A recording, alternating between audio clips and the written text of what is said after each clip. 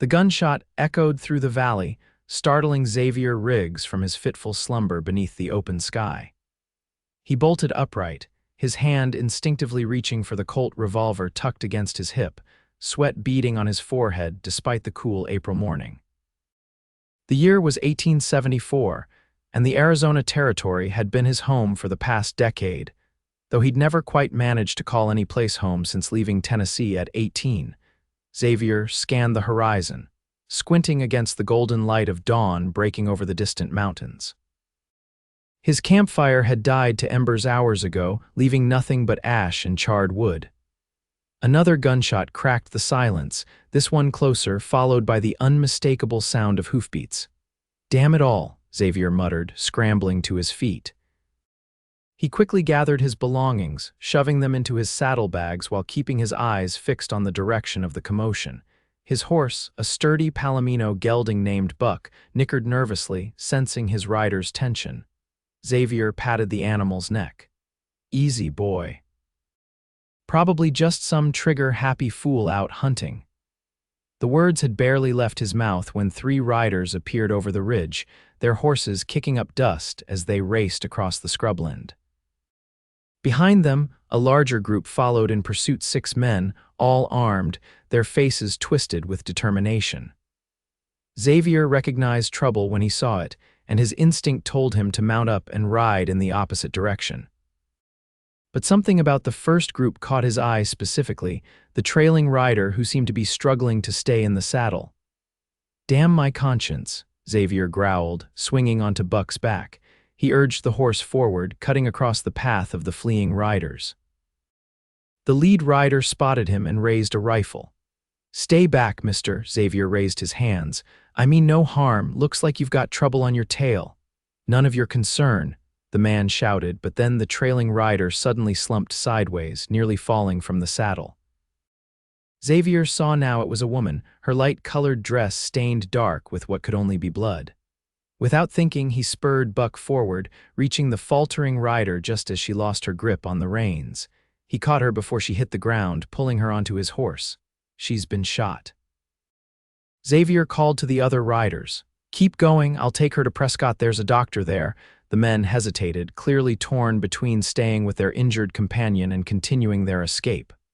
"Go," Xavier insisted. "I'll find you in town, the Lucky Spur Saloon, Sunset."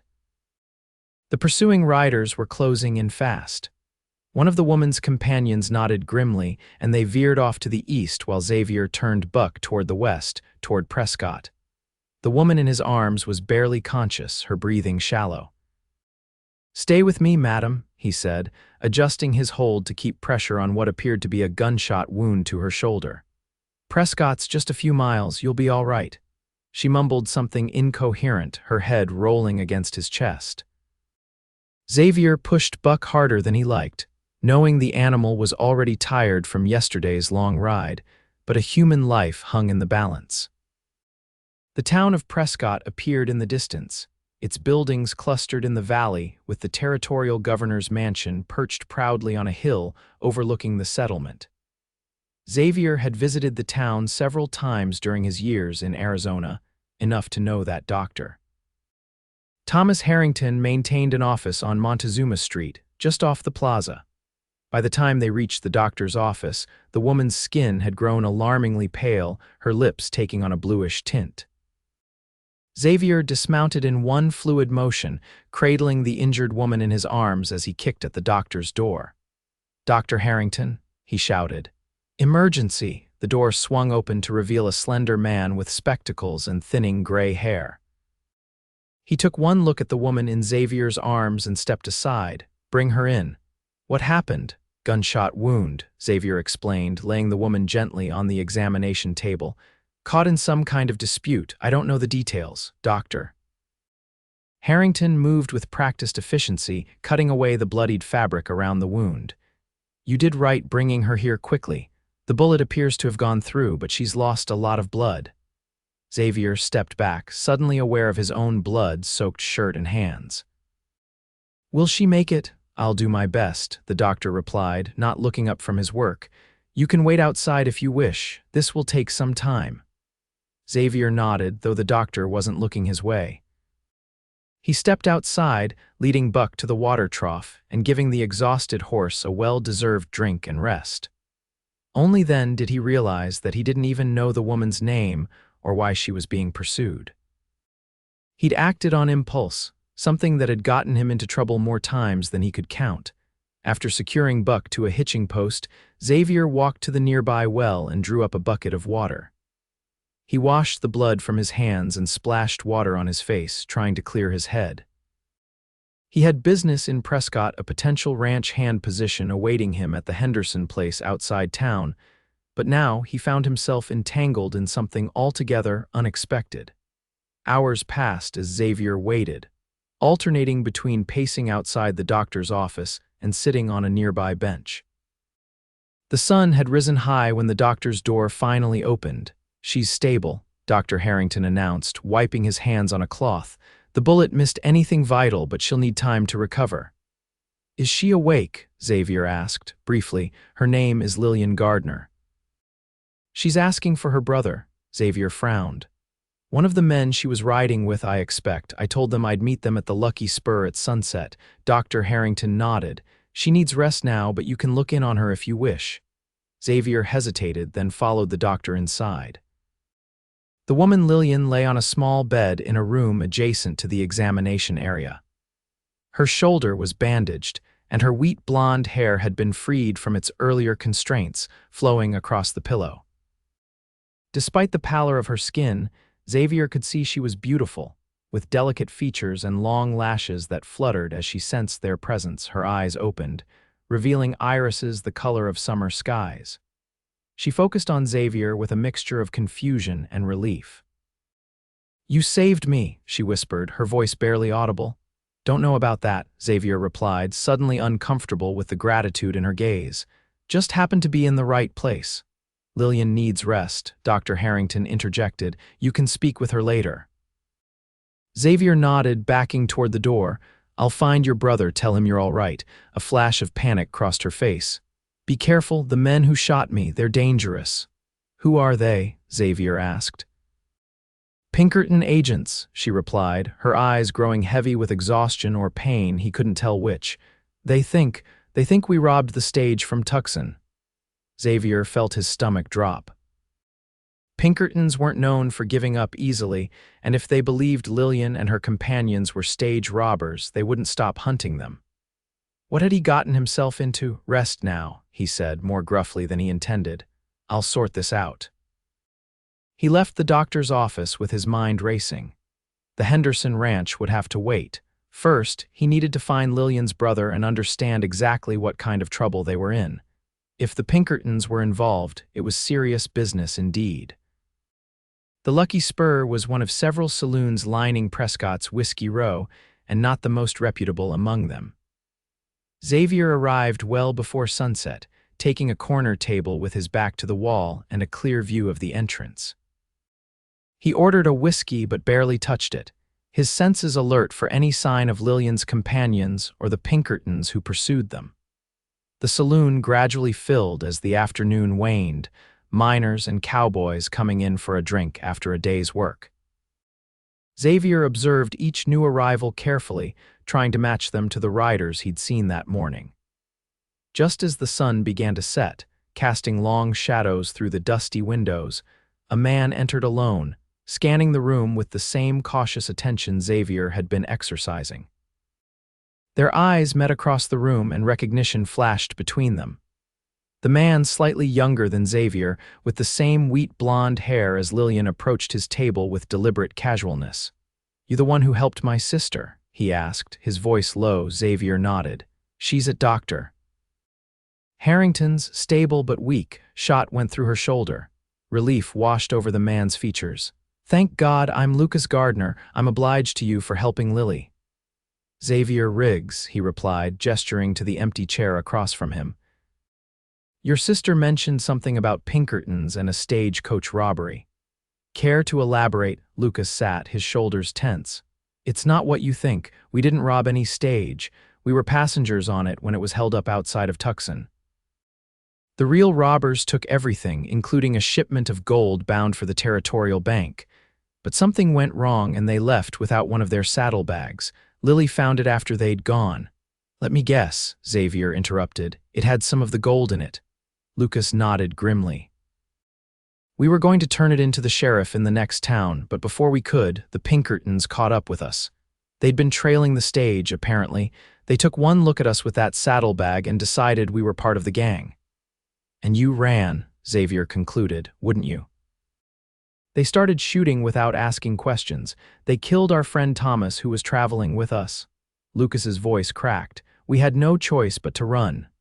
Xavier studied the man's face, looking for signs of deception.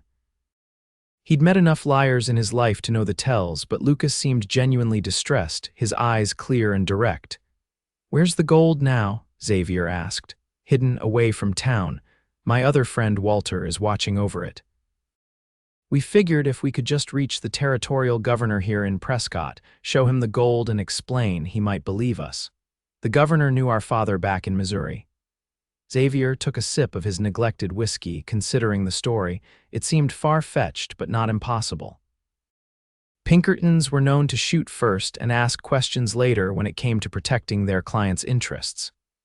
The Pinkertons will have alerted the local law by now, Xavier said.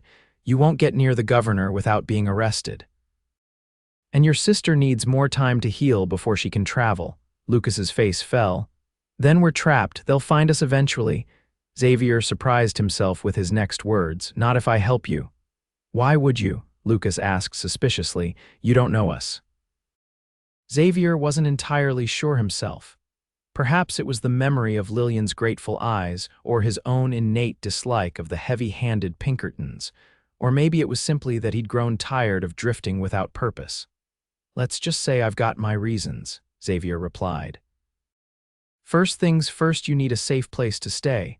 I know a widow who rents rooms on the edge of town. She doesn't ask questions, and her place isn't the first one authorities would check.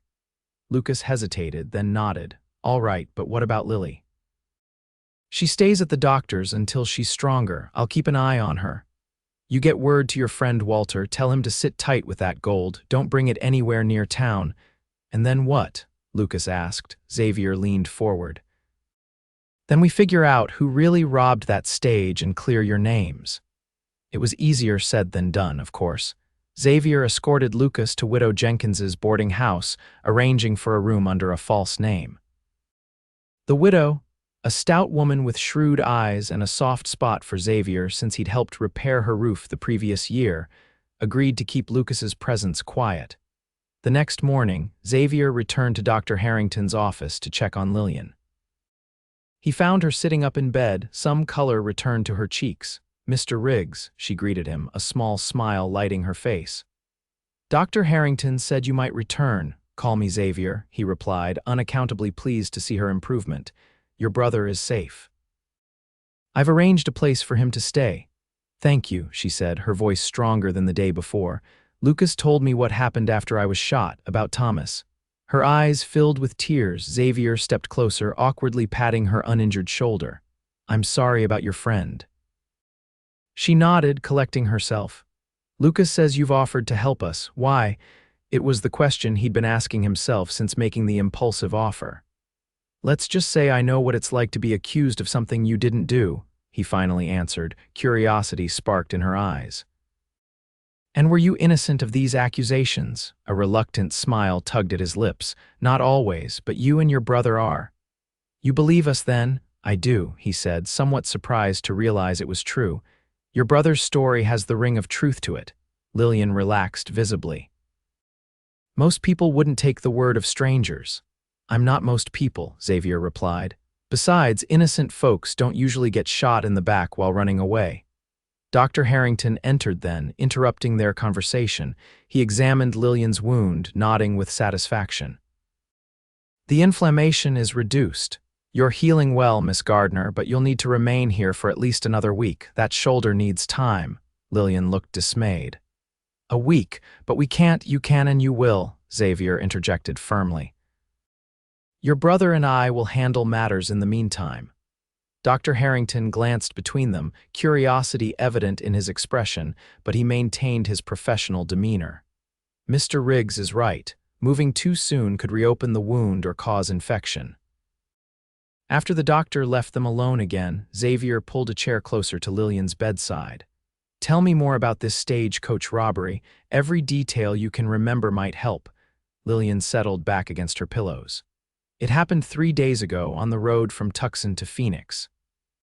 We were the only passengers, Lucas, Thomas, Walter, and myself. We were coming to visit our mother's sister in Prescott." "Who was driving the stage?" Xavier asked. "A man named Jenkins. He'd been drinking at the way station, and his guard was a young fellow, barely looked old enough to hold a rifle." Xavier frowned. "Not exactly the best protection for a gold shipment." "That's what Lucas said too," Lillian agreed. "Anyway, we were about 4 hours out of Tucson when 3 riders came out of a wash. They wore bandanas over their faces, but one of them—" She hesitated. "What about him?" Xavier prompted. "He had unusual eyes, one blue, one brown. I noticed when he leaned in to take my reticule." Xavier's interest sharpened. "Heterochromia, that's rare. Anything else stand out about the robbers?" Lillian thought for a moment. "The leader had a peculiar way of speaking. Almost refined, like he was educated, and he wore fancy silver spurs that jingled when he moved." "School teacher turned outlaw," Xavier mused, "or maybe a fallen preacher." "He knew about the gold," Lillian continued. "Demanded that the driver hand over the strongbox specifically. It wasn't a random holdup." "Inside information," Xavier nodded. "That makes sense. What happened next?" "They took everything, our valuables, the strongbox, mail bags. Then they rode off toward the mountains. But they must have been in a hurry because one of their saddlebags fell off as they were leaving. It landed in some brush and they didn't notice. After they were gone, I spotted it and retrieved it. And it had gold in it. Yes, about 20 double eagles, I'd guess. We were going to turn it in at the next station, but before we reached it, those Pinkerton men caught up with us. They didn't ask any questions, just started accusing us of being part of the gang, saying they'd been tracking the robbers. When Thomas tried to explain, they shot him." Her voice broke. "We had no choice but to run." Xavier absorbed the information, his mind working through the possibilities. "The Pinkertons must have been following the stage at a distance, perhaps planning to catch the robbers in the act. When they found you with that gold, they jumped to conclusions." "What do we do now?" Lillian asked. "I need to speak with the stagecoach driver and guard," Xavier replied. "If someone knew about the gold shipment, they might be involved or know who was." "But the Pinkertons will be watching the sheriff's office and the saloons," Xavier finished for her. "But they might not be watching the stage company office. I'll start there." He stood to leave but paused when Lillian reached for his hand, her fingers cool against his skin. "Be careful, Xavier," she said softly. "You've already done more than we had any right to expect." Something stirred in his chest at the touch of her hand and the concern in her voice. It had been a long time since anyone had worried about his welfare. "I'll be back tomorrow," he promised. "Try to rest." The Prescott Stage and Freight Company maintained a small office near the edge of town. Xavier entered casually, affecting the manner of a man seeking employment. The clerk, a reedy man with ink-stained fingers, looked up from his ledger. "Help you?" "Looking for work," Xavier said. "Heard you might need drivers." The clerk snorted. "After what happened to the Tucson stage, yeah, we might at that. Jenkins hasn't shown his face since he staggered in 2 days ago and young Billy quit outright." "What happened?" Xavier asked, feigning ignorance. "Robbery," the clerk said, lowering his voice. "Lost a gold shipment bound for the Territorial Bank. Pinkertons are saying it was an inside job, that the passengers were in on it." "Can you believe that?" "Hard to imagine," Xavier agreed. "This Jenkins fellow, he in trouble, should be, the way he was drinking before taking that run, against company policy, but the owner's his cousin, so." The clerk shrugged. "He's probably holed up at his place outside town, nursing a bottle and his wounded pride."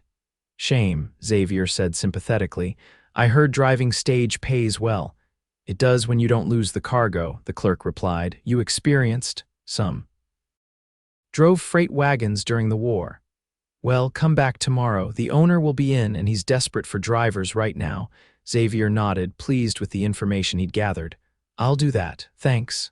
Outside, he mounted Buck and rode toward the outskirts of town. It didn't take long to learn where Jenkins lived, a small cabin about 2 miles out, near a creek. As Xavier approached, he noticed smoke rising from the chimney despite the warm day, suggesting someone was indeed home. He dismounted a distance away, tethering Buck to a tree, and approached on foot. The cabin looked neglected, with a sagging porch and unwashed windows. Xavier knocked on the door, one hand resting casually near his revolver. No answer came, but he heard movement inside. "Jenkins," he called. "I know you're in there. I just want to talk about the stage robbery." A gruff voice responded from within. "Go away. I told them Pinkertons everything I know." "I'm not a Pinkerton," Xavier replied. "I'm trying to help the passengers they're accusing." Silence followed, then the sound of a bolt being drawn. The door opened a crack, revealing a red-faced man with several days' growth of beard. "What passengers?" Jenkins asked suspiciously, the smell of whiskey strong on his breath. "The Gardner siblings and their friends," Xavier said. "The ones the Pinkertons think were in on the robbery." Jenkins opened the door wider, squinting at Xavier. "Those folks didn't rob nobody. They were just in the wrong place. I told them Pinkerton fellows that, but they didn't want to hear it." "May I come in?" Xavier asked. "I have some questions that might help clear them." Jenkins hesitated, then stepped back. "I suppose, though I don't see what good it'll do, once them Pinkertons get an idea in their heads." The interior of the cabin was as neglected as the exterior, with unwashed dishes piled in a basin and empty bottles scattered about. Jenkins cleared some space at a small table, gesturing for Xavier to sit. "What do you want to know?" he asked, pouring himself another drink from a nearly empty bottle. "Tell me about the robbery," Xavier prompted. "Everything you can remember." Jenkins took a long swallow before speaking. "It was like any other run at first, left Tucson on schedule. Had them 4 passengers, 2 gents and a lady plus her brother. They seemed respectable enough. And the gold shipment, was that usual?" Jenkins shook his head. "Nah, that was special. Usually valuable shipments go with armed escort, but the bank manager was in a hurry to get it moved. Said something about it being needed for payroll at the mines." "Who knew about the shipment?" Xavier asked. "That's the thing," Jenkins frowned. "It was supposed to be hush-hush. Just me, Billy the guard, the bank manager, and the stage company owner, but someone talked, obviously." "The robbers, can you describe them?" Jenkins took another drink. 3 men, faces covered. Leader was a smooth talker, educated like, had fancy spurs. One of the others was a big fellow, built like a blacksmith. The third was smaller, nervous. Kept his gun pointed at me the whole time, hand shaking. "Did you recognize any of them? Their voices, the way they moved?" Jenkins hesitated, and Xavier noticed a flicker of something, fear, guilt, cross his face. "Can't say as I did." "You're lying," Xavier said flatly. "Who was it?" Jenkins's shoulders slumped. "I ain't sure, mind you, but the leader, something about the way he stood, the way he gave orders, reminded me of a fella I've seen around town. Name's Ellis, Philip Ellis. Owns the Mercantile on Gurley Street, but it couldn't be him. He's a respected businessman." "Sometimes the most respected men have the darkest secrets," Xavier observed. "This Ellis, what do you know about him? Came to town about 2 years ago. Bought the Mercantile from old man Webster. Keeps to himself mostly, but he's always proper, you know, church-going man with fine manners. Hard to picture him robbing stages." Xavier considered this information. "The Pinkerton agents, have they questioned Ellis?" Jenkins snorted. "Doubt it. They've been too busy chasing after them innocent passengers. Besides, who'd suspect Ellis? He even donated money to build the new schoolhouse." "Sometimes that's the perfect cover," Xavier mused. "A man above suspicion." After leaving Jenkins's cabin, Xavier rode back to town with his mind full of new questions. If Philip Ellis was indeed behind the robbery, it explained the inside knowledge of the gold shipment. As a merchant, he'd have connections with the bank. But why would a successful businessman risk everything to rob a stage? There had to be more to the story. He returned to Dr. Harrington's office to find Lillian sitting in a chair by the window, a blanket draped over her legs. Her face brightened when she saw him. "You're back," she said, relief evident in her voice. "I was worried." "Just gathering information," Xavier replied, removing his hat. "How are you feeling?" "Better." Dr. Harrington says I might be able to leave in 4 days instead of a week if I continue improving. She studied his expression. You've learned something, Xavier nodded, pulling another chair close to hers and speaking softly. The stage driver thinks one of the robbers might be Philip Ellis, the owner of the mercantile in town. Lillian's eyes widened. Ellis. But he seemed so proper when we stopped at his store before boarding the stage. Lucas purchased a new hat from him. You met him, briefly. He was very polite, even offered us a discount when he learned we were new to the territory. She frowned. I don't recall his eyes being different colors, though. Perhaps he wasn't one of the men who directly robbed the stage, Xavier suggested. He could have hired others, keeping himself at a distance. But why would a successful merchant become a robber? That's what I need to find out, Xavier said. I'm going to visit his store tomorrow, see what I can learn. In the meantime, I'll check on your brother this evening. Lillian reached for his hand again, her touch lingering. You're risking a great deal for strangers, Xavier. I don't know how we'll ever repay you. He found himself captivated by the warmth in her blue eyes. No repayment necessary. I've got my own reasons for disliking the Pinkertons. Will you tell me about it someday? She asked softly. Someday, he agreed, surprised to find he meant it. That evening, Xavier visited Lucas at Widow Jenkins's boarding house, sharing what he'd learned about Ellis. Lucas listened intently, his face thoughtful. Now that you mention it, he said when Xavier finished, Ellis was asking a lot of questions when we were in his store. Wanted to know our travel plans, how long we'd be staying in the territory. I thought he was just being friendly. Or gathering information, Xavier suggested. Have you heard from your friend Walter, the one with the gold? Lucas nodded. He's still at our camp about 10 miles west of here. Getting anxious, though, says he's seen riders in the distance, might be the Pinkertons searching the area. We need to move that gold, Xavier decided. It's the only proof of your story. If the Pinkertons find it first, they'll claim it as evidence against you. But where would we keep it? Lucas asked. It's not exactly something you can hide in your pocket. Xavier considered the problem. I know a place, an abandoned mine shaft not far from town. Used to be silver there, but it played out years ago. The entrance is hidden by brush now, but I found it while tracking a mountain lion last year. They agreed that Lucas would retrieve the gold from Walter the following night, with Xavier meeting them at a designated spot to guide them to the mine shaft. In the meantime, Xavier would continue his investigation of Philip Ellis. The mercantile occupied a prime spot on Gurley Street, a well-maintained building with large display windows and a recently painted sign. Xavier entered casually, browsing the shelves while observing the proprietor.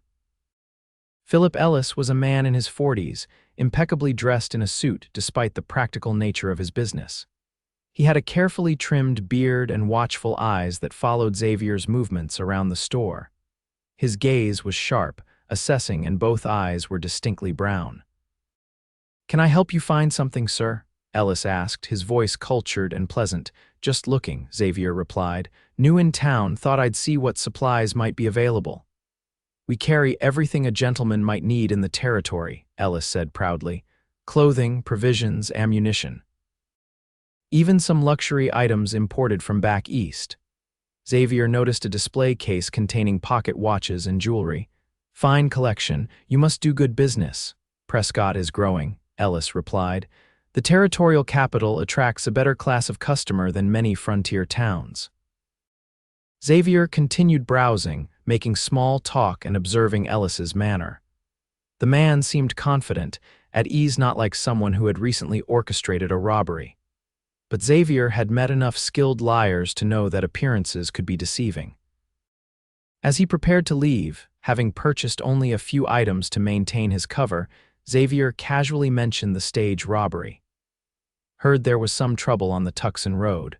Robbery, wasn't it? Ellis's expression remained neutral, but Xavier noticed a slight tightening around his eyes. Yes, most unfortunate.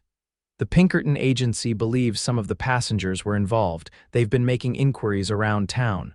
Strange business, Xavier commented. Why would passengers rob their own stage? Who can say what motivates criminals? Ellis replied smoothly.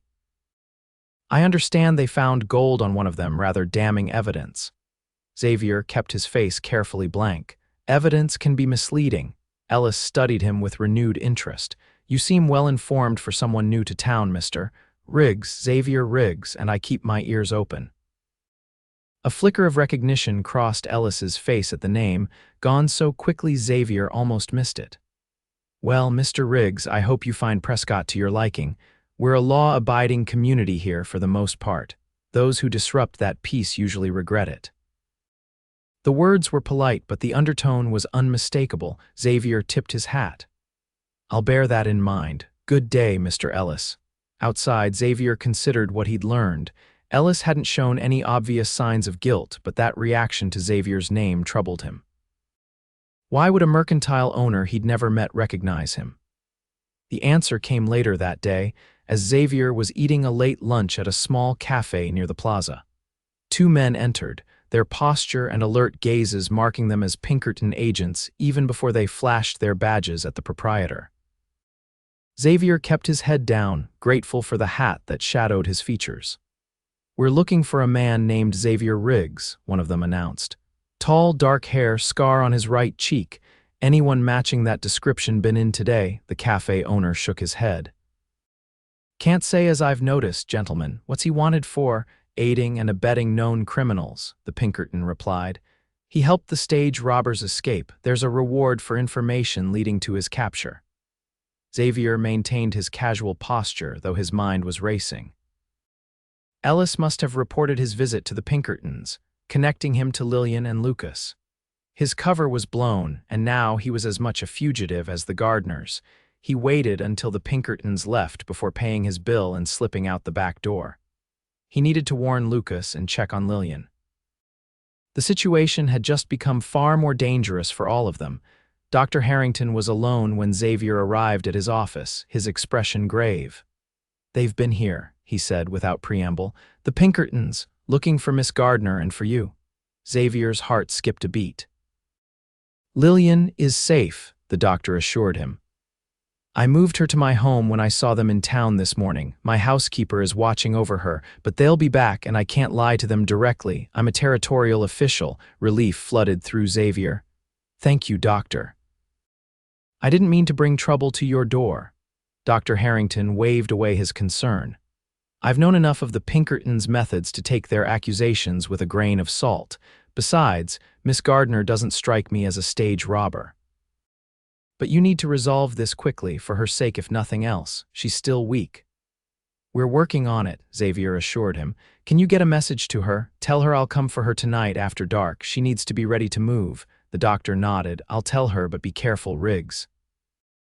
The Pinkertons aren't the only ones looking for you now. The sheriff's deputy was asking questions too.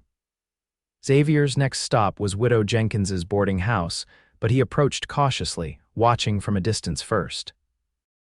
What he saw confirmed his fears: two men standing across the street, watching the house with too much interest to be casual observers.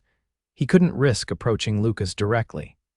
Instead, he scribbled a note and paid a street urchin to deliver it to the back door of the boarding house.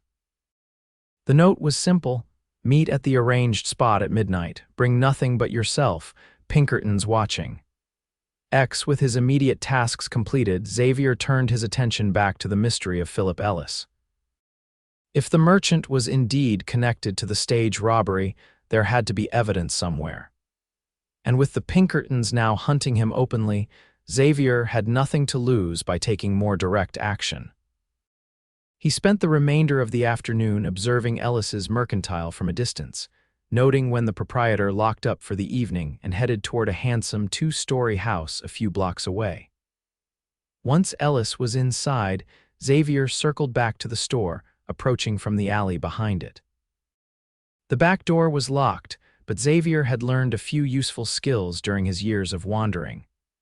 Within minutes, he had worked the lock open and slipped inside, closing the door quietly behind him. The store's back room was neatly organized, with inventory stacked on shelves and a small desk in the corner. Xavier lit a match, cupping it carefully to avoid the light being seen from outside, and began searching through the desk drawers. Most contained what one would expect: ledgers, receipts, correspondence about merchandise.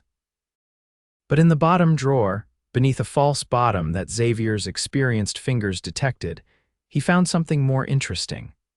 A leather pouch containing gold double eagles identical to the ones Lillian had described, and a small notebook with encoded entries. Xavier pocketed both items and continued his search. Behind a stack of crates, he discovered a locked cabinet. This lock was more substantial, but Xavier was nothing if not persistent. When it finally yielded, he found himself looking at a collection of items that had no place in a merchant's storeroom: several bandanas, a pair of fancy silver spurs, and most damning of all, a Pinkerton badge. "Well, well," Xavier muttered. "Seems Mr. Ellis has been playing both sides." A noise from outside alerted him footsteps in the alley. Xavier quickly closed the cabinet, extinguishing his match and flattening himself against the wall beside the door. The footsteps passed by without pausing, but the close call reminded him that time was running short. He slipped out the way he had come in, relocking the door to delay the discovery of his intrusion. With the evidence securely hidden inside his coat, Xavier made his way through the darkening streets toward Dr. Harrington's home, avoiding the main thoroughfares where Pinkertons might be watching. The doctor's house stood on a quiet street near the edge of town, its windows glowing warmly in the dusk. Xavier approached from the rear, tapping softly on the back door. Dr. Harrington himself answered, looking relieved to see him. "Miss Gardner is ready," he said quietly, ushering Xavier inside. "Though I still think she should remain abed for another day or two." "We don't have that luxury anymore," Xavier replied grimly. "The Pinkertons know I've been helping her." Lillian was waiting in the kitchen, dressed in riding clothes borrowed from the doctor's housekeeper. Her face was pale but determined, her injured arm supported by a sling. "Xavier," she greeted him, her voice stronger than he expected. "Dr. Harrington says we need to leave." "He's right," Xavier confirmed, showing her the items he'd found in Ellis's store. "The situation's changed. Ellis is involved in this somehow, maybe even working with the Pinkertons." Lillian examined the badge with surprise. "A Pinkerton agent involved in a robbery, but why? I'm not sure yet," Xavier admitted, "but this coded notebook might hold answers." "We need to get you to safety first, then figure it out." Dr. Harrington provided them with supplies, food, bandages, and laudanum for Lillian's pain. "I've arranged for a buggy," he told them. "It's behind the stable, less conspicuous than riding double and easier on Miss Gardner's shoulder." Xavier clasped the doctor's hand gratefully. "We're in your debt. Just clear your names," Dr. Harrington replied. "That will be payment enough." They left through the back garden, making their way carefully to where the buggy waited. Xavier helped Lillian up, concerned by the way she winced despite her efforts to hide it. "Are you sure you can do this?" he asked quietly. She met his eyes steadily. "I don't have much choice, do I? Besides, I'm stronger than I look." "I'm beginning to see that," Xavier replied, a grudging admiration in his voice. They drove away from town by a back road, moving at a deliberate pace to avoid drawing attention. Lillian sat close beside Xavier, occasionally leaning against him when the buggy hit a rough patch. "Where are we going?" she asked after they'd traveled for nearly an hour. "To meet your brother and Walter," Xavier explained. "Then to hide the gold somewhere safe while we figure out our next move. Which is, to decode this notebook and find out what Ellis is really up to. I have a feeling the stage robbery is just part of a bigger scheme." They reached the meeting place, a lightning-struck oak that stood alone on a small rise at exactly midnight. Lucas was already there, pacing anxiously with another man who Xavier assumed was Walter. "Lily," Lucas exclaimed when he saw his sister rushing to the buggy. "Thank God, are you all right?" "I'm fine," she assured him, accepting his careful embrace. "Xavier has discovered something important." While Lucas helped Lillian from the buggy, Xavier greeted Walter, a stocky man with a weathered face and cautious eyes. "You brought the gold?" Xavier asked. Walter nodded toward his saddlebags. "Right here, though I don't see how it helps our case if we're running with it." "It's evidence," Xavier explained, "and we've got more now." He showed them the items from Ellis's store and quickly recounted what he'd found. "A Pinkerton badge," Lucas frowned. "That makes no sense." "Unless Ellis is working for the Pinkertons," Walter suggested. Could be an inside job. He stages a robbery, then helps recover the gold, collecting rewards from both sides. Or he's a former agent gone bad, Xavier said. Either way, this notebook might tell us more. Can you read the code? Lillian asked. Xavier shook his head. Not yet. But I know someone who might, an old Union Army codebreaker who settled near Flagstaff, if we can reach him. That's almost 100 miles north, Lucas pointed out, which is why we need to move the gold first, Xavier replied. Follow me to the mine shaft. We'll hide it there, then figure out our next steps. The abandoned mine was about 5 miles from their meeting spot, hidden in a rugged area rarely visited by locals. Xavier led them carefully through the darkness, finally stopping at what appeared to be nothing more than a brush-covered hillside. Here, he said, dismounting and pulling aside the tangled growth to reveal a narrow opening. It goes back about 50 feet. The support timbers are still sound. I checked it out thoroughly when I found it.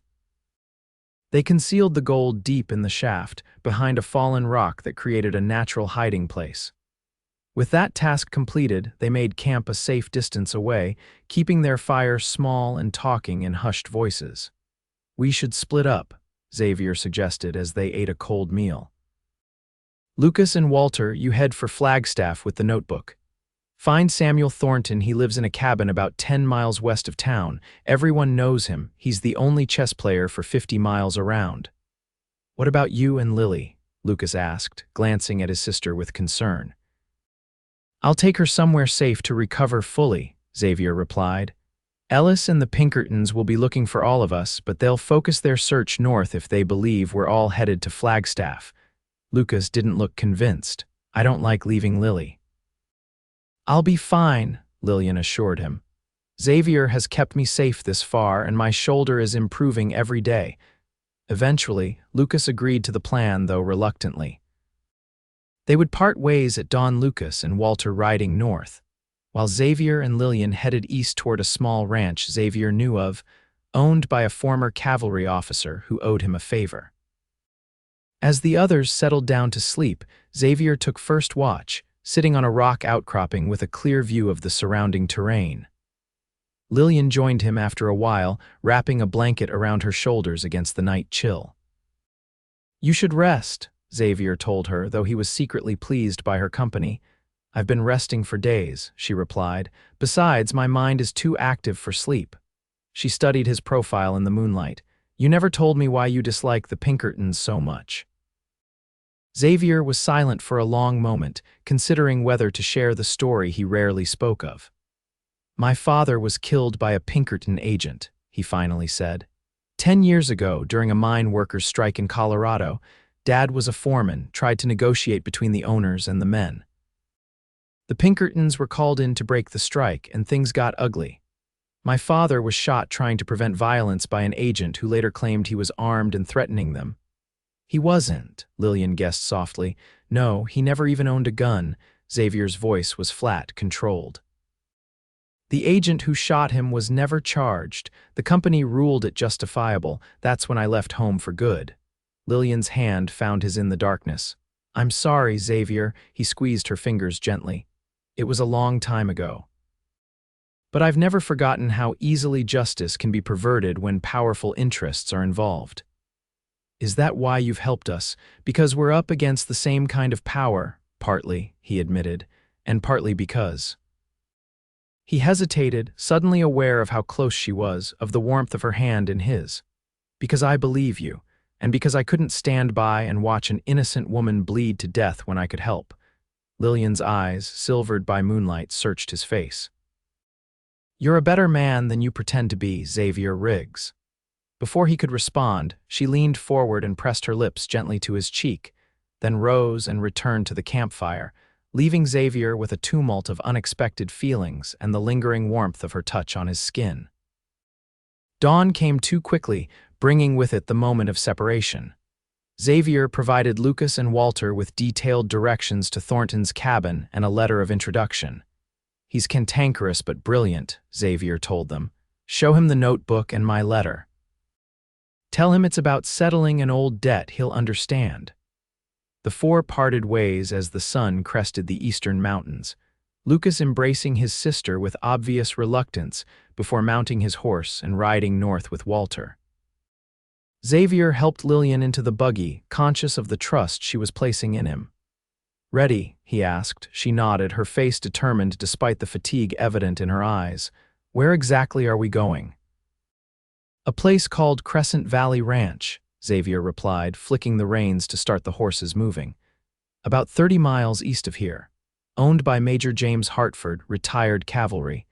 He and I served together briefly during the war, and I saved his life during a Comanche raid a few years back. He's a good man, and his ranch is isolated enough that we should be safe there." The journey took most of the day, with Xavier choosing less traveled paths and stopping frequently to allow Lillian to rest. She bore the discomfort without complaint, though Xavier could see the journey was taxing her strength. Crescent Valley Ranch appeared before them as the sun was setting, a substantial log house with several outbuildings, nestled in a green valley with mountains rising behind it. Cattle grazed on the hillsides and smoke curled invitingly from the chimney. Major Hartford himself came out to meet them as they approached, a tall man with iron-gray hair and a military bearing despite his civilian clothes. "Riggs," he called, his face breaking into a smile of recognition. "It's been—" He stopped short as he noticed Lillian, his expression changing to concern when he saw her pallor and the sling supporting her arm. Xavier quickly explained their situation, though he kept certain details vague, emphasizing only that they were being wrongfully pursued and needed a safe place to stay. Hartford didn't hesitate. "You saved my life, Riggs. My home is yours for as long as you need it. And I'd never turn away a lady in distress." He welcomed them inside, where his housekeeper, a kindly Mexican woman named Señora Mendez, immediately took charge of Lillian, clucking sympathetically over her injured shoulder and whisking her away to be fed and settled in a comfortable bedroom. Left alone with Hartford, Xavier provided a more detailed account of recent events, including his suspicions about Ellis. "A Pinkerton agent involved in robbery," Hartford mused, pouring whiskey for them both. "It's not unheard of. The agency hires all types, and not all of them are honest men." "But why frame innocent travelers?" Xavier asked. "Why not simply take the gold and disappear?" Hartford considered the question. "Perhaps the robbery itself is a distraction from something larger. The Territorial Bank in Prescott has been storing gold for several mining operations in the area. A single-stage robbery would be small potatoes compared to that." The suggestion gave Xavier pause. "You think Ellis and whoever he's working with are planning to rob the bank itself? It would explain the elaborate scheme." Hartford nodded. "Create confusion with the stage robbery, focus attention on supposedly guilty passengers while the real plot unfolds elsewhere." The theory made sense, and it added urgency to their situation. If Ellis was indeed planning a bank robbery, innocent people could be hurt or killed, and the Gardners would be perfectly positioned to take the blame for that crime too. "I need to get word to Lucas," Xavier decided. "Warn him about this possibility." "I'll send one of my men to Flagstaff tomorrow," Hartford offered. "With luck, he'll intercept your friends before they reach Thornton." Xavier accepted gratefully, though worry gnawed at him. They were playing a dangerous game against opponents who seemed to hold all the advantages. After dinner, Xavier checked on Lillian, finding her resting comfortably in a bedroom that spoke of Hartford's prosperity: fine furniture, colorful quilts, even a small bookshelf stocked with volumes. "The Major's housekeeper has been fussing over me like a mother hen," Lillian told him with a tired smile. "She changed my bandages and gave me something for the pain. I feel better already." Xavier sat on the edge of the bed. "You should rest. We're safe here for now." "What about Lucas and Walter? And the notebook?" "Hartford is sending a man to find them tomorrow," Xavier assured her. "And we have a new theory about what Ellis might really be planning." He explained Hartford's suspicion about the Territorial Bank. Lillian listened attentively, her eyes widening. "If you're right, we need to warn the authorities," she said, "regardless of our own situation."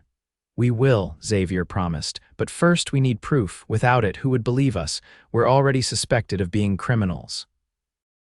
Lillian sighed, her eyelids growing heavy as the pain medication began to take effect.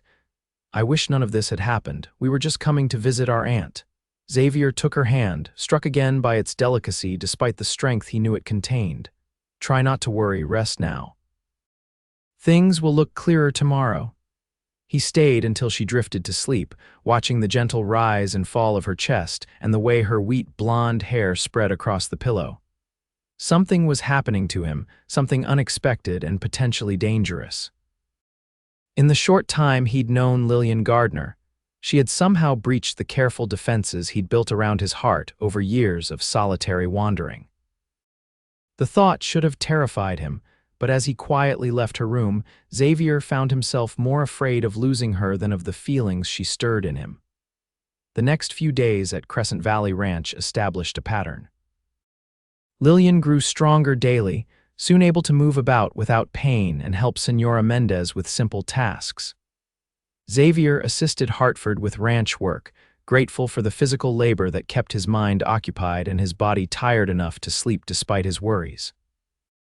In the evenings, he and Lillian would often sit on the porch, watching the sun set behind the mountains.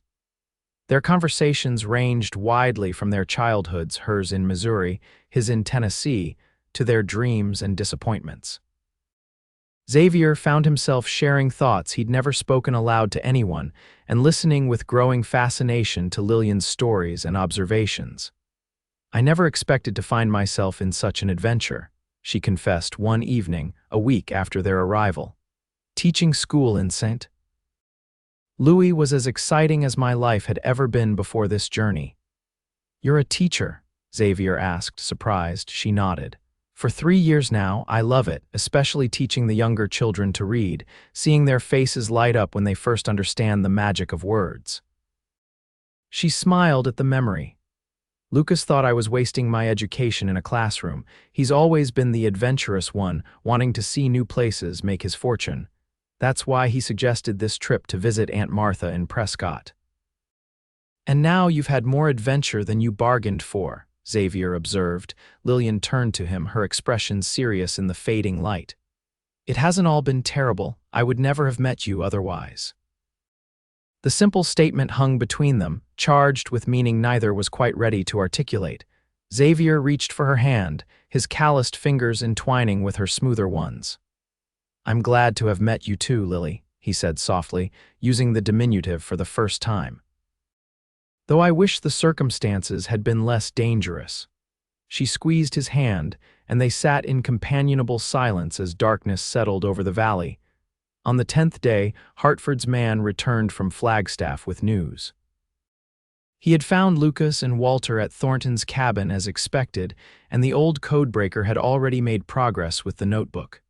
Thornton says it's definitely a plan for a bank robbery, the messenger reported. Set for next week, the 15th. That's when the quarterly mining payrolls will all be in the Territorial Bank's vault. Did Lucas send anything else? Xavier asked. The man nodded, producing a folded paper from his pocket. This letter for his sister and a message for you. Thornton found names. Ellis works with someone high up in Prescott. Initials JW, Xavier frowned. JW could be anyone. Hartford, who had joined them, cleared his throat. Not anyone. Judge Wilson is the most prominent JW in Prescott. He oversees the territorial court and has connections to every important business in town, including the bank. A judge involved in robbery. Lillian looked shocked. Why would he risk his position? Gambling debts, perhaps, Hartford suggested. Wilson is known to frequent the high-stakes tables at the Prescott Club, or it could be simple greed. The mining payrolls would amount to a small fortune. Xavier paced the room, thinking, if it's Wilson, that explains how they've controlled the investigation. A territorial judge would have influence over both the sheriff's office and the Pinkertons. What do we do? Lillian asked. The robbery is planned for the 15th. That's only 4 days away. We go back to Prescott, Xavier decided. Stop it from happening and clear your names in the process. That's incredibly dangerous, Hartford warned. You're both wanted by the law. Which is why we need a plan, Xavier agreed. And help. They spent the rest of the day developing a strategy. Hartford would accompany them to Prescott, lending his reputation and military standing to their cause. Lucas and Walter would meet them there, bringing Thornton's decoded version of the notebook as evidence. Their goal was to catch Ellis and Wilson in the act, proving both the bank plot and the Gardners' innocence in the stage robbery. "We'll need to move carefully," Xavier cautioned. "Ellis and Wilson must not know we're coming." "What about the gold from the stage?" Lillian asked. "We should bring it as proof of our story," Xavier nodded. "I'll retrieve it on our way to Prescott. If we can present it to the authorities along with the notebook, it strengthens our case." The next morning, they prepared to leave Crescent Valley. Senora Mendez packed provisions for the journey, while Hartford selected his best horses for the trip. Lillian, now free of her sling though her shoulder was still tender, donned a riding outfit provided by Hartford's housekeeper. Xavier found her in the stable, checking the cinch on her saddle with practiced hands. "You look ready for anything," he observed, admiring the way the divided skirt and fitted jacket suited her slender form. She glanced up with a smile that made his heart skip. "I grew up riding on my grandfather's farm. It feels good to be doing something active again after so much resting. Your shoulder, still sore but manageable." She patted the saddlebag. Senora Mendez packed plenty of her herbal poultice just in case. Xavier stepped closer, suddenly reluctant to return to danger after these peaceful days together. "Lily, if anything goes wrong in Prescott," she reached up, placing a finger against his lips to silence him. "Nothing will go wrong. We have truth on our side and good allies. And—" She hesitated, then continued with quiet determination, "and we have something to look forward to when this is over." The implication in her words and the softness in her eyes made Xavier's breath catch. He captured her hand, pressing a kiss to her palm. "Yes," he agreed simply, "we do." The journey to Prescott took 2 days, with a stop to retrieve the gold from the abandoned mine. They camped the second night in the same clearing where they had parted from Lucas and Walter, planning to rendezvous with them the following morning before entering town. As promised, Lucas and Walter were waiting for them, along with Samuel Thornton, a grizzled old man with bright, intelligent eyes who clutched a leather portfolio with protective care. "The decoded notebook," he explained to Xavier after introductions were made. "Most fascinating encryption I've seen since the war. Military grade, which suggests your Mr. Ellis had professional training, or his partner did," Xavier suggested. "What exactly does it reveal?" Thornton opened the portfolio, displaying several pages of neat handwriting. "A complete plan for robbing the Territorial Bank during the transfer of mining payrolls on the 15th. Guard schedules, vault combinations, escape routes, everything meticulously detailed. And names Philip Ellis and Judge Joseph Wilson, plus 3 hired guns to assist with the actual robbery." "The same men who robbed the stage?" Lillian asked. "Likely so," Thornton nodded. "The notebook mentions a previous operation that served as both practice and distraction. It also confirms that the Pinkerton pursuit of you folks was deliberately arranged through Wilson's influence." "Do they know we have the notebook?" Hartford inquired. "I don't believe so," Lucas answered. "Ellis's store was undisturbed when we left, according to our friends in town. He probably hasn't discovered the theft yet, which gives us an advantage," Xavier said. "Now we need to decide how to use it." They spent the afternoon refining their plan. Hartford would approach the territorial governor directly, using his military reputation to gain an immediate audience. Xavier, the Gardners, and Walter would remain hidden outside town until Hartford confirmed the governor was willing to listen to their evidence. Once that was arranged, they would present their case together: the notebook, the gold from the stage, and their collective testimony. "The governor is an honest man," Hartford assured them. "Once he sees this evidence, he'll act quickly." "And if something goes wrong?" Walter asked, ever practical. Xavier's expression hardened. "Then we stop the robbery ourselves and let the evidence speak for itself afterward." They entered Prescott the next morning, the 14th, with Hartford riding openly into town, while the others circled around to an abandoned hunter's cabin Hartford knew of in the hills overlooking the settlement. From there, they could observe the town while remaining hidden. The hours of waiting were tense. Lillian paced the small cabin, unable to settle. Xavier watched her with concern, noting the strain in her face. "Hartford will succeed," he assured her. "The governor can't ignore evidence this compelling." "It's not just that," she admitted. "I keep thinking about how close we all came to being arrested or worse, if you hadn't been there that morning when I was shot." "But I was," Xavier reminded her gently. "Some might call that fate." She looked at him curiously. "Do you believe in fate, Xavier?" He considered the question seriously. "I never did before. Always figured life was just a series of random events, good and bad, but now—" He gazed at her thoughtfully. "Meeting you has made me wonder if some things might be meant to happen." Lillian moved closer, her eyes searching his face. "And what about after? When this is over and our names are cleared? What then?" It was the question Xavier had been both anticipating and dreading. His life had been rootless for so long that the thought of settling in one place with one person was both appealing and terrifying. "I don't know," he admitted honestly. "I'm not sure I know how to live any way but drifting, but I do know that the thought of riding away from you feels wrong now." A soft smile touched her lips. "Then don't ride away, at least not alone." Before Xavier could respond, hoofbeats sounded outside the cabin. Lucas, who had been watching from the window, called out, "It's Hartford." They gathered outside as the major dismounted, his expression grim. "What happened?" Xavier demanded. "The governor was receptive," Hartford reported. "But when I returned to his office with the proper paperwork for your safe passage, I learned that Wilson had been there, warning him about dangerous fugitives spreading false accusations." "He knows," Lucas said flatly. "Ellis must have discovered the notebook was missing." Hartford nodded. "It appears so.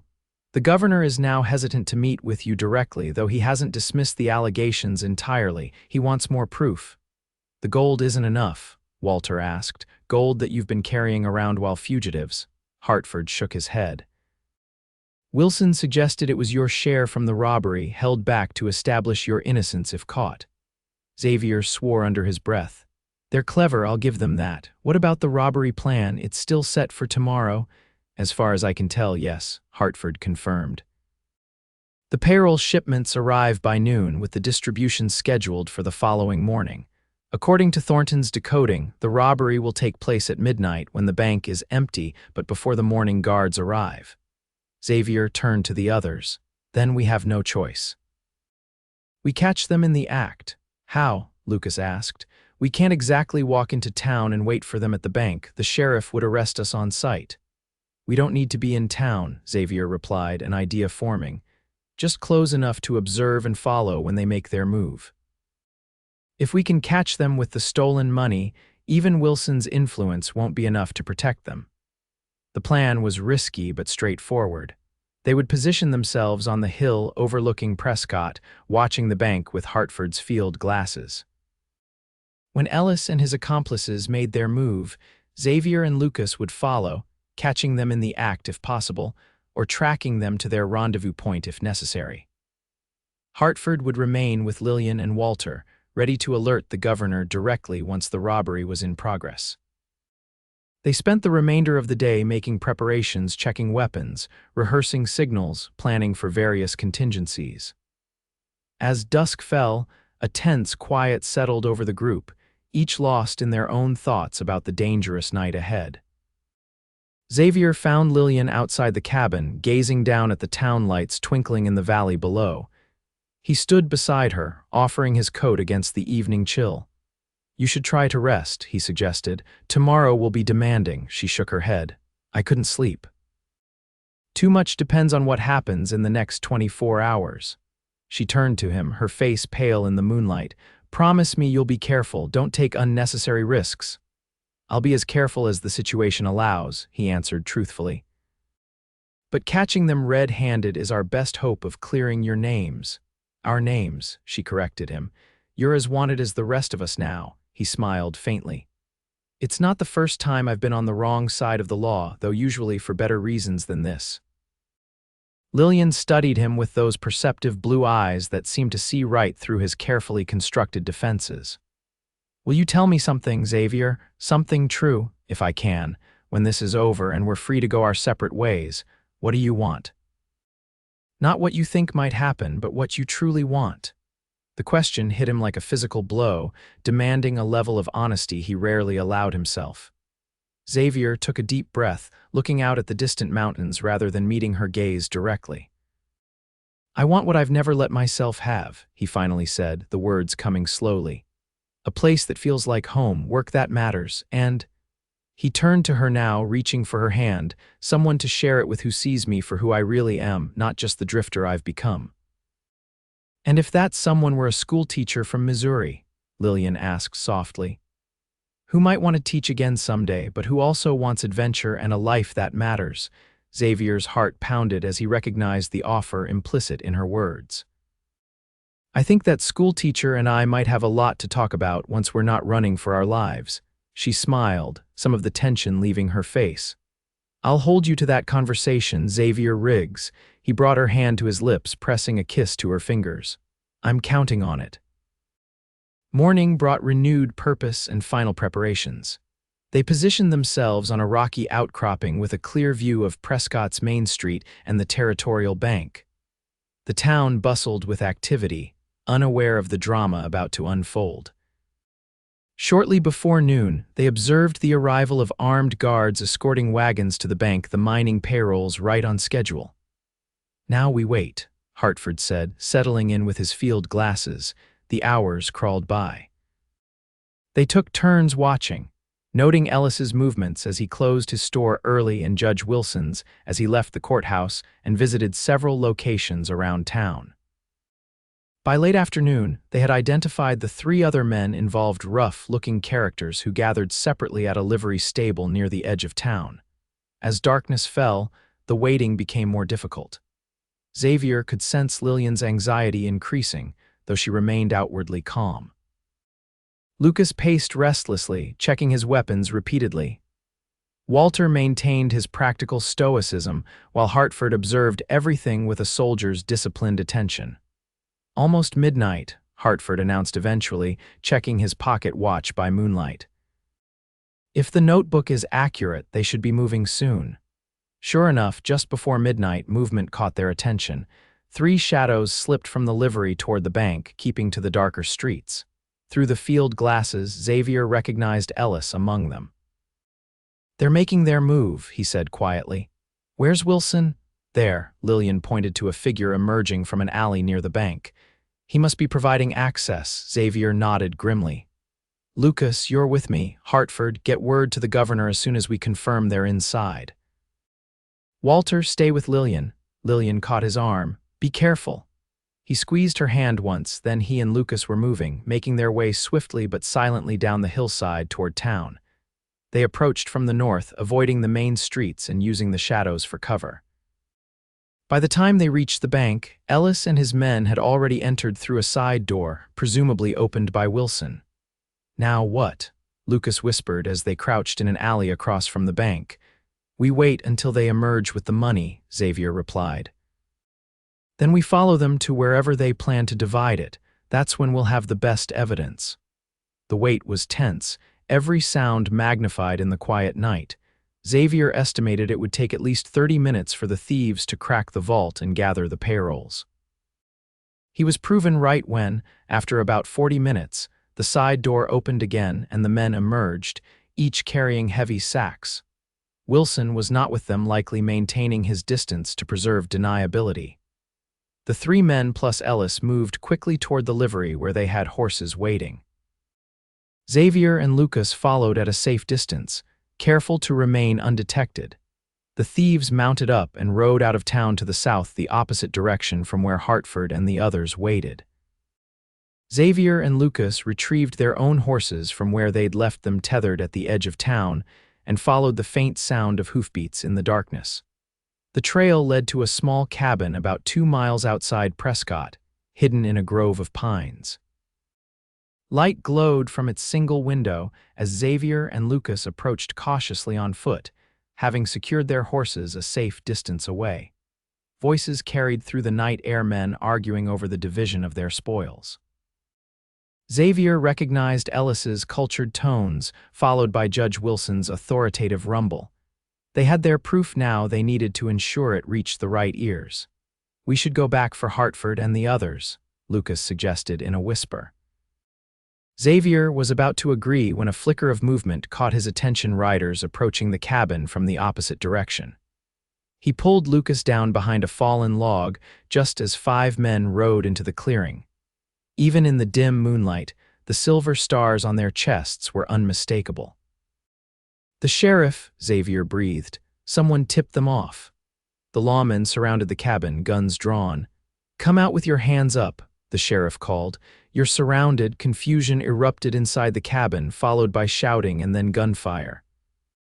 Xavier and Lucas watched as bullets splintered the cabin walls from both directions. When the shooting stopped, the sheriff and his deputies entered the cabin, emerging minutes later with 2 prisoners, Ellis and one of his men. The others, including Wilson, lay dead inside. "We need to get back to the others," Xavier urged, pulling Lucas away from the scene. "Something's not right." They rode hard back toward their lookout point, anxiety building with every passing minute. As they crested the hill, Xavier's worst fears were confirmed. Hartford lay on the ground, blood staining his shirt while Walter knelt beside him. Lillian was nowhere to be seen. "What happened?" Xavier demanded, leaping from his horse. "Pinkertons," Hartford gasped, his face gray with pain. "4 of them. They must have been watching the town too. They saw you follow the robbers and came for us instead." "Lillian," Xavier could barely form the word. "They took her," Walter replied grimly. "Said she was insurance, that if we wanted her back, we had to bring the gold from the stage robbery and the notebook to the old mission ruins at dawn." "They're cleaning up loose ends," Xavier realized. "With Ellis captured or dead, Wilson dead, they need to eliminate anyone who knows about their involvement." "Involvement?" Lucas looked confused. "Think about it," Xavier said urgently. "How did the sheriff know exactly when and where to find Ellis and Wilson?" "The Pinkertons must have been working with them all along, or rather, using them. The stage robbery, the bank job, it was all a Pinkerton operation with Ellis and Wilson as disposable tools." "But why?" Walter asked. "The reward money," Hartford suggested weakly.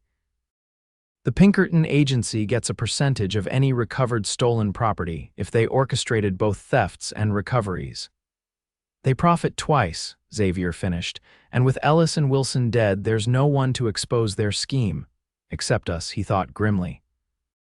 "And they intended to eliminate that problem at dawn." "What do we do?" Lucas asked, his face anguished. "We can't let them hurt Lily." "We won't," Xavier promised, a cold determination settling over him. "But we won't play by their rules either." "Hartford, can you travel?" The major nodded weakly. "If it means saving Miss Gardner." "Good. Walter, get him to the governor immediately. Tell him everything about the bank robbery, the Pinkertons' involvement, all of it. Show him the notebook as proof. Lucas and I will go after Lillian." "The Pinkertons said to bring the gold," Walter reminded him. "And we will," Xavier assured him, "but not before we set a trap of our own." The old mission ruins lay in a shallow valley about 5 miles east of Prescott. Built by Spanish missionaries a century earlier and abandoned during Apache raids, it provided a perfect location for an ambush, isolated, with crumbling walls offering plenty of cover. Xavier and Lucas approached cautiously as the eastern sky began to lighten, leading a pack mule laden with saddlebags. They had spent the remaining hours of darkness preparing, and now moved with the deliberate confidence of men with a plan. "Remember," Xavier told Lucas quietly, "when the shooting starts, get to Lillian and get her to cover. I'll handle the Pinkertons." Lucas nodded grimly, checking his rifle one last time. "They'll pay for taking my sister." "Yes," Xavier agreed, "they will." They entered the ruins openly, leading the mule. The broken walls and toppled columns created a maze of stone and shadow, perfect for concealment. Xavier's keen eyes spotted the glint of a rifle barrel from the remains of the bell tower. "Xavier Riggs and Lillian Gardner," a voice called out. "Stop right there and show us the gold." Xavier halted in what had once been the mission's courtyard, now overgrown with scrub and cactus. "Where's Lillian?" he called back. "We want to see her first." A moment of silence, then a door creaked open in the remains of the sacristy. Lillian emerged, her hands bound before her, accompanied by a Pinkerton agent who kept a gun pressed to her ribs. 3 more agents appeared from various hiding places, weapons trained on Xavier and Lucas. Xavier's heart clenched at the sight of Lillian's pale face, but he noted with relief that she appeared unharmed. Her eyes met his, and he saw not fear but a fierce determination that matched his own. "The gold and the notebook," demanded the lead Pinkerton, a hard-faced man with cold eyes. "Now." "The gold is in the saddlebags," Xavier replied, gesturing to the mule. "The notebook is hidden. Release Miss Gardner and I'll tell you where," the Pinkerton laughed. "You're not in a position to negotiate, Riggs. We know you've decoded it already." "Then you know it implicates your agency in both robberies," Xavier countered. "Quite a scandal that would be if it reached the governor's ears." A flicker of concern crossed the agent's face.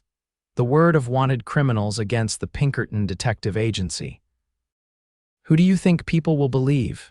"They might believe physical evidence," Lucas suggested.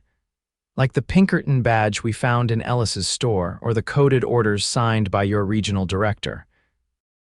This was a bluff. They had found no such orders, but the Pinkertons' momentary hesitation told Xavier it had hit its mark. There were indeed higher-ups involved. "Enough talk," the agent holding Lillian snapped. "Give us what we want or the woman dies."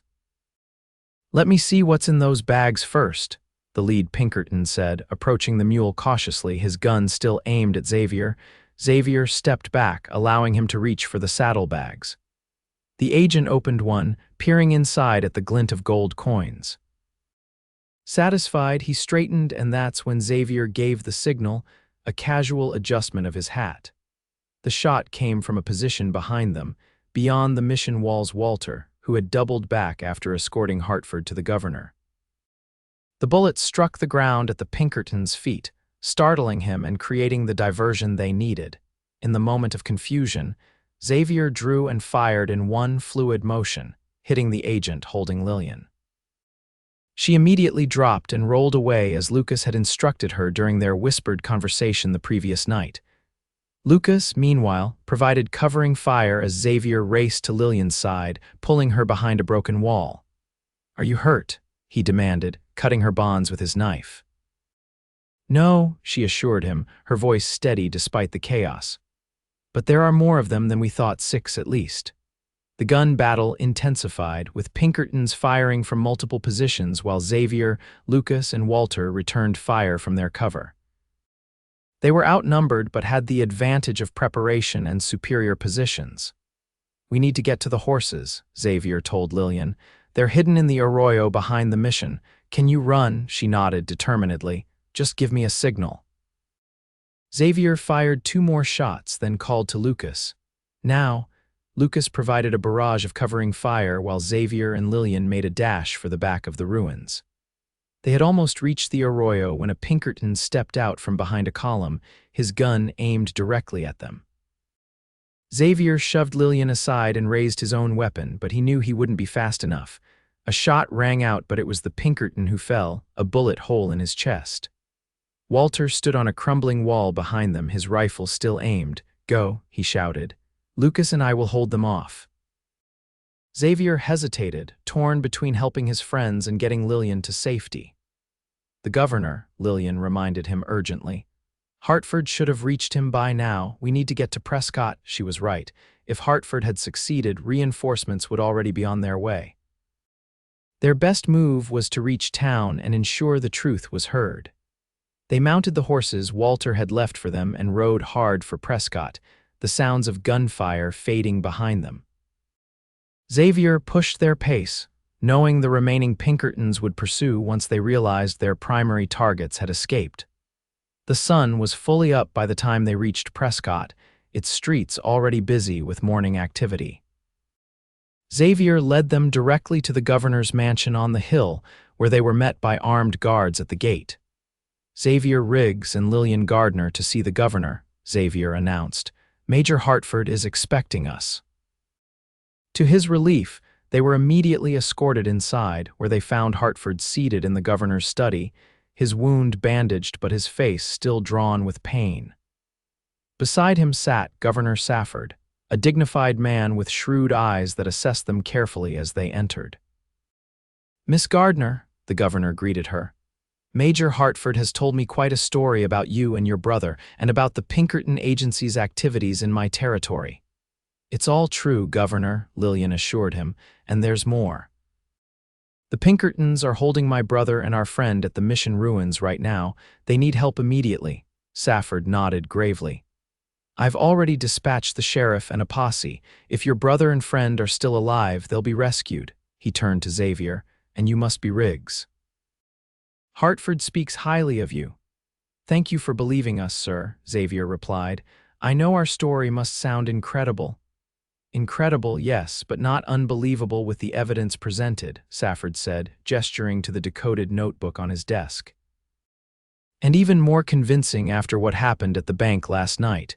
The sheriff confirmed that Judge Wilson and Philip Ellis were caught in the act of robbery with the mining payrolls in their possession. The Pinkertons set them up, Xavier explained. Used them to orchestrate both robberies, then eliminated them when they were no longer useful. A serious accusation against a respected agency, Safford noted, though his tone suggested he was already convinced, but one that appears to be supported by the facts. Rest assured, I will be contacting the Pinkerton headquarters in Chicago personally about this matter. Relief washed over Xavier. After days of danger and uncertainty, they had finally reached someone with the power and willingness to help. Now they just needed to know Lucas and Walter had survived. The wait was agonizing. Lillian paced the governor's study while Xavier stood by the window, watching the road from town for any sign of the returning posse. Hartford dozed in his chair, exhaustion and pain finally catching up with him. It was nearly noon when they heard hoofbeats approaching. Xavier's hand instinctively moved to his gun, but he relaxed when he saw the sheriff leading a group of riders up the hill. Among them, dusty and tired but unmistakably alive, were Lucas and Walter. Lillian cried out with joy at the sight of her brother, rushing outside to meet him as he dismounted. Xavier followed more slowly, relief making his legs unexpectedly weak. The siblings embraced tearfully, while Walter approached with a weary grin. Thought we were goners for a while there, he admitted to Xavier.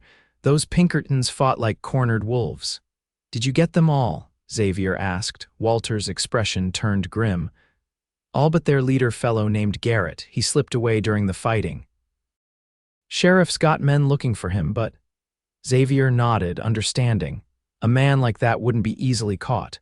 But with his operation exposed and his accomplices dead or captured, he would likely flee the territory rather than seek revenge. The next few days passed in a blur of statements, testimonies, and official proceedings. Governor Safford was true to his word, ensuring that the Gardners and their friends were publicly cleared of all charges. The gold from the stage robbery was returned to the stage company, and the Territorial Bank reclaimed the mining payrolls recovered from Ellis and Wilson. The Pinkerton Agency, facing scandal and potential legal action, quickly distanced itself from Garrett and his men, claiming they had been acting without authorization. Whether this was true remained uncertain, but the agency's reputation in the territory was severely damaged. 4 days after the showdown at the mission, Xavier found himself at a crossroads both literally and figuratively. He stood at the edge of Prescott, where the main road divided one fork leading south toward Phoenix, the other east toward New Mexico territory. His horse was saddled, his few possessions packed. It was time to move on, as he always did. Were you going to leave without saying goodbye? He turned to find Lillian standing behind him, wearing a simple blue dress that matched her eyes. She looked rested, the ordeal of recent weeks fading from her face, leaving only a new confidence and strength. I'm not good at goodbyes, Xavier admitted. Figured it would be easier this way. Easier for whom? She challenged, stepping closer. Not for me. And I suspect not for you either, despite what you tell yourself. He couldn't deny it. The thought of riding away from her had been gnawing at him for days, creating an ache he'd never experienced in his years of drifting. What would you have me do, Lily? I'm not the settling kind. Never have been. Because you've never had a reason to settle, she replied simply, or perhaps because you've been running from something all these years.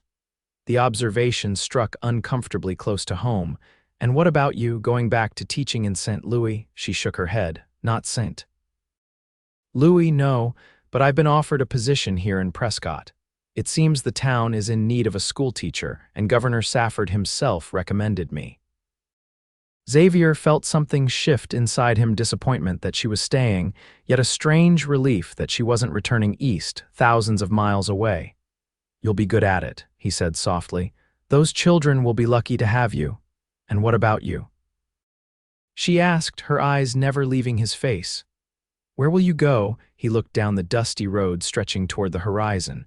For the first time in his adult life, the thought of endless wandering brought no comfort, only emptiness.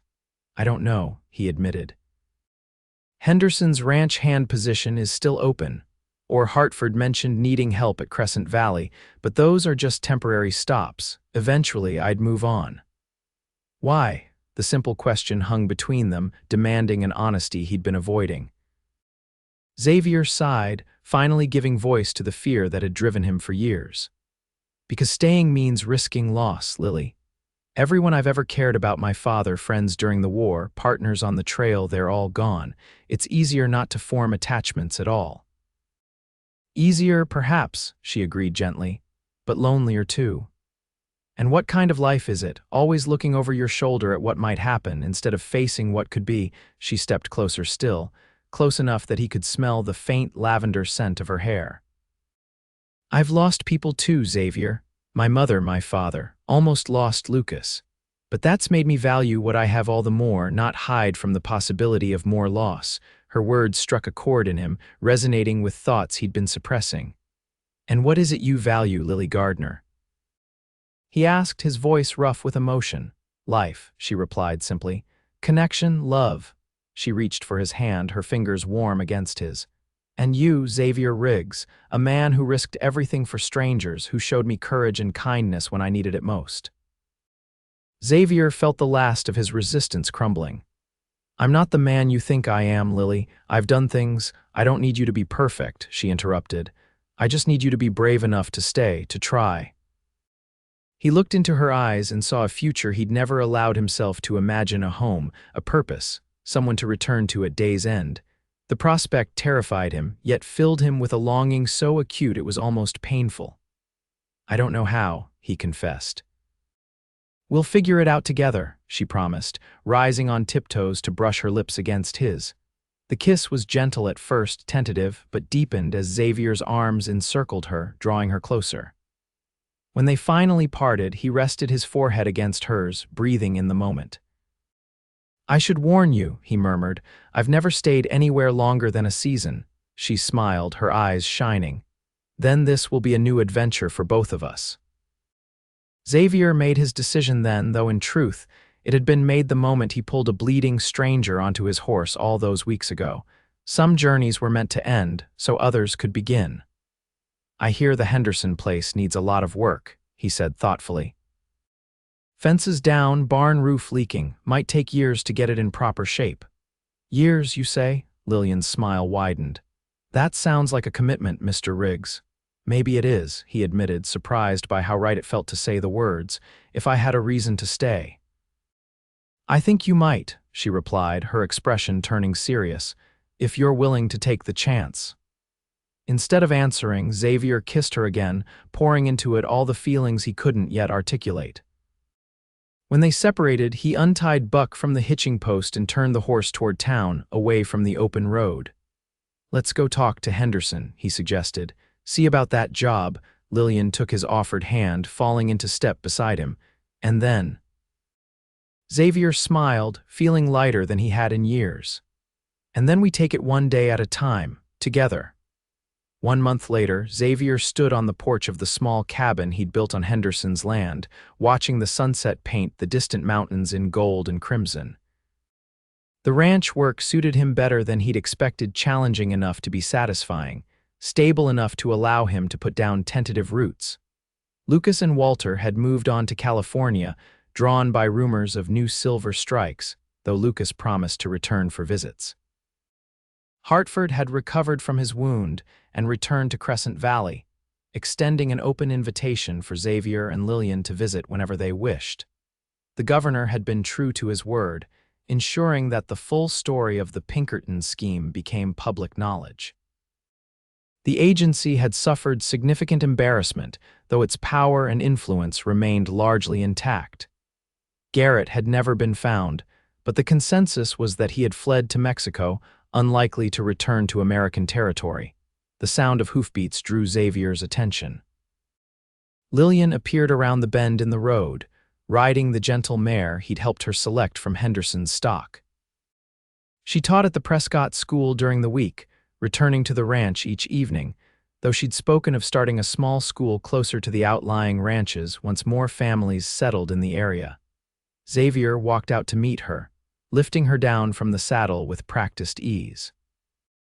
Her smile as she looked up at him still had the power to quicken his heartbeat. "Good day," he asked, taking the reins and leading the mare toward the small stable. "Wonderful," she replied, falling into step beside him. "The younger children are making such progress with their reading. And I've been invited to serve on a committee to establish a territorial library." Xavier smiled at her enthusiasm. Teaching clearly fulfilled her in a way that matched his own growing satisfaction with ranch work. They had found a balance that allowed each to pursue their passions while building something together. After caring for the horse, they walked hand in hand back to the cabin. The evening ritual was now familiar and cherished, sharing the events of their day over dinner, reading by lamplight, planning for the future in a way Xavier had never done before. Later, as they sat on the porch watching the stars appear, Lillian turned to him with an unusually serious expression. "I saw Dr. Harrington today," she said quietly. "I've been feeling different lately and wanted his opinion." Xavier felt a flutter of concern. "Are you ill?" "No," she assured him, taking his hand. "Not ill at all, but I've been tired and certain foods haven't agreed with me. And I've missed my monthly courses twice now." He stared at her, processing her words, hardly daring to hope he understood correctly. "Lily, are you saying?" She nodded, her eyes shining in the moonlight. "Dr. Harrington confirms it. We're going to have a child, Xavier, next spring." A wave of emotion crashed over him, joy, fear, wonder, all mixed together. A child. His child. Something he'd never imagined for himself, believing it impossible after an old injury during the war that a doctor had once told him would prevent him from ever fathering children. But how? He whispered, "Years ago, after a battle, a doctor told me I'd never, that the injury meant I couldn't." Lillian smiled gently. "Doctors can be wrong, Xavier. This one certainly was." She took his hand and placed it on her still flat stomach. "Our baby is growing here, proof that life finds a way despite what we're told is impossible." Under his palm, Xavier felt nothing but the softness of her body, yet knowing what that softness concealed filled him with awe.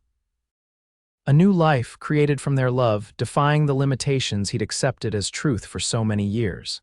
"A baby," he repeated, the word unfamiliar on his tongue. "Our baby." Lillian watched his face, perhaps seeing the hint of fear behind his wonder. "Are you happy, Xavier?" "I know this isn't something we planned." "Happy doesn't begin to describe it," he assured her, pulling her into his arms. "Terrified, yes, overwhelmed, absolutely, but happy most of all." He kissed her tenderly. "I never thought I'd have this, Lily. A home, a woman I love more than I believed possible, and now a child. It's more than I ever dared dream." "Dreams change," she said softly. "Mine certainly have. I once thought teaching was my only calling, that adventure was something that happened in books. Now I know better."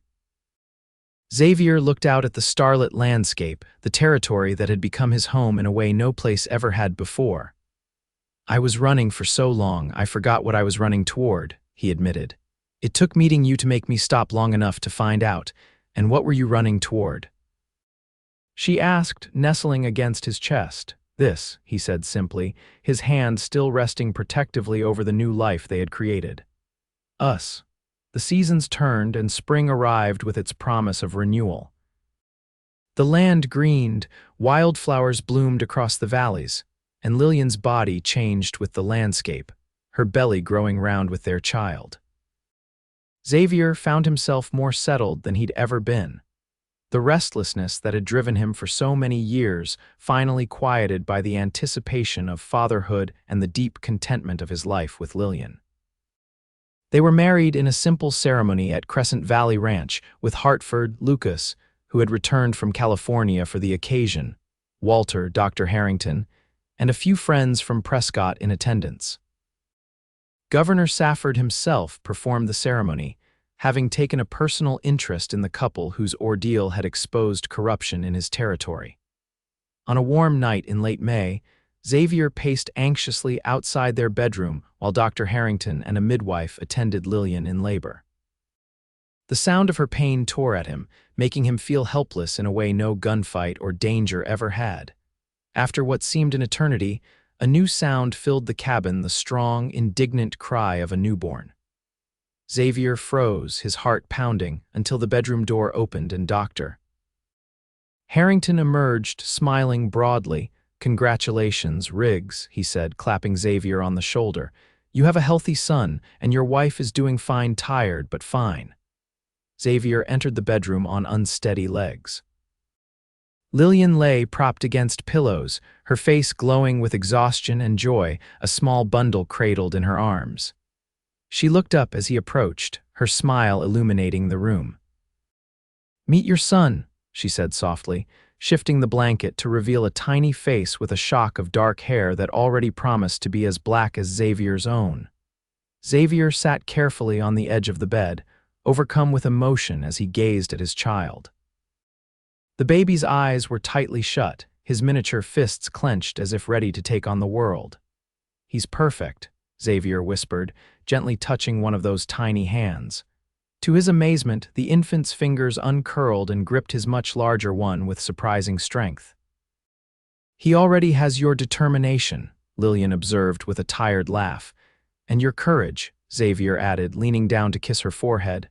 "What shall we call him?" They had discussed names but hadn't settled on one, wanting to meet their child first. Lillian studied the baby thoughtfully.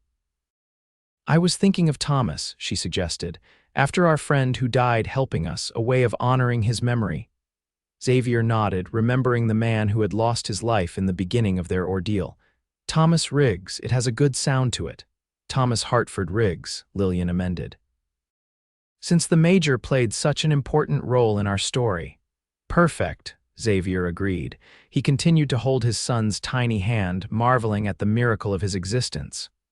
"Welcome to the world, Thomas. You've got quite a heritage, school teachers and drifters, heroes and ordinary folks just trying to do right." Lillian reached out to touch his face, bringing his attention back to her. "And quite a father," she added softly.